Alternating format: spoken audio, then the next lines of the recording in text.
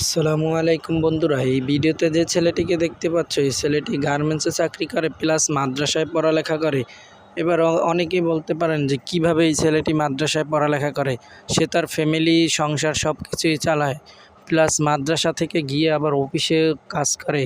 অনেক কষ্ট করে ছেলেটিকে অনেক দেখতে কষ্ট লাগে, যে আপনারা অনেক কষ্ট পাবেন ছেলেটিকে দেখলে।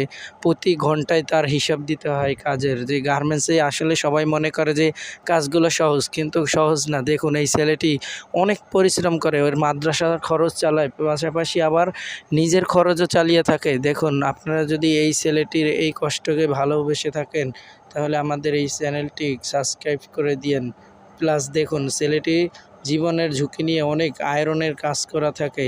তার প্রতি ঘন্টায় টার্গেট থাকে যে এত পিস করে কাজ করতে হবে, না হয়তো তার সুপারভাইজার আছে, তার বস আছে বড় বড়, তারা অনেক বকা দেয়। আল্লাহ।